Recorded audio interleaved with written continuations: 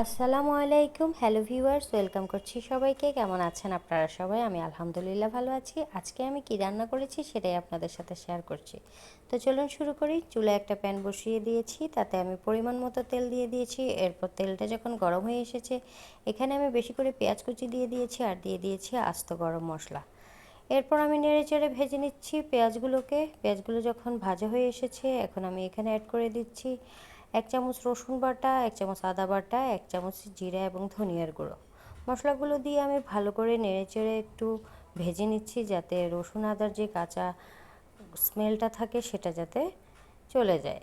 এরপর আমি এখানে দিয়ে দিয়েছি 1 চামচ লবণ, 1/2 চামচ হলুদের গুঁড়ো, 1 চামচ মরিচের গুঁড়ো। মরিচের গুঁড়োটা আপনারা আপনাদের স্বাদ অনুযায়ী দিবেন।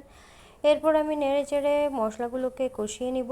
মশলাটা যাতে পুড়ে না যায় সেজন্য এখানে আমি সামান্য পানি অ্যাড করে দিচ্ছি। পানি অ্যাড করে আমি মশলাটাকে 2-3 মিনিট কষিয়ে নিব। তেলটা যখন উপরে উঠে আসবে তখন বুঝবো যে আমার মশলাটা কষানো হয়ে গিয়েছে। এখানে আমি দিয়ে দিব কবুতরের মাংস। আমি এখানে 2টো কবুতর নিয়েছি। কবুতরগুলোকে আমি ধুয়ে পরিষ্কার করে কেটে কুটে রেখেছি। এখন দিয়ে দিচ্ছি কবুতরের মাংসগুলো।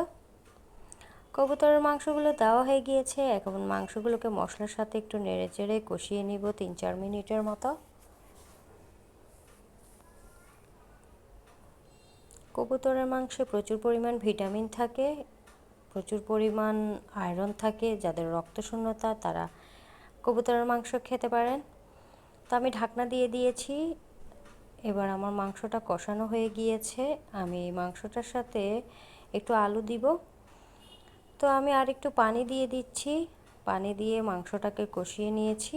এখন আমি দিয়ে দিয়েছি আস্ত 3-4টি কাঁচামরিচ। মাংসটা যখন কষানো হয়ে যাবে তখন এখানে আমি ছোট ছোট টুকরো করে রাখা আলুগুলোকে দিয়ে দিব। মাংসটা কষানো হয়ে গিয়েছে, এখন আমি আলুগুলো দিয়ে দিচ্ছি। আলুগুলো দিয়ে নেড়ে চেড়ে আলুগুলোকে একটু কষিয়ে নিব। আমার বাসার মোটামুটি সবাই কবুতরের মাংস খুবই পছন্দ করে, আমার বাচ্চারাও, আমার হাজব্যান্ডও। তাই মাঝে মাঝে আমি রান্না করি কবুতরের মাংস, কিন্তু কখনো শেয়ার করা হয় না। আজকে ভাবলাম আপনাদের সাথে একটু শেয়ার করি। আমার মাংস আর আলুটা কষানো হয়ে গিয়েছে। এখন এখানে আমি পানি দিয়ে দিচ্ছি। এখানে আমি 2 কাপ পরিমাণ পানি অ্যাড করে দিয়েছি। এখন একটা ঢাকনা দিয়ে আমি রান্না করব 4 থেকে 5 মিনিটের মতো।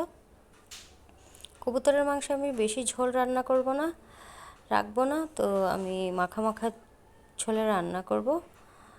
কবুতরের মাংসটা আমার রান্না হয়ে গিয়েছে। এখন আমি চুলাটা বন্ধ করে দিয়েছি। দেখুন কতটা সুন্দর হয়েছে। তো আমার রেসিপিগুলো যদি আপনাদের ভালো লাগে, অবশ্যই আপনারা আমাকে সাপোর্ট করবেন, আমার পাশে থাকবেন, আপনাদের দোয়া এবং ভালোবাসা রাখবেন।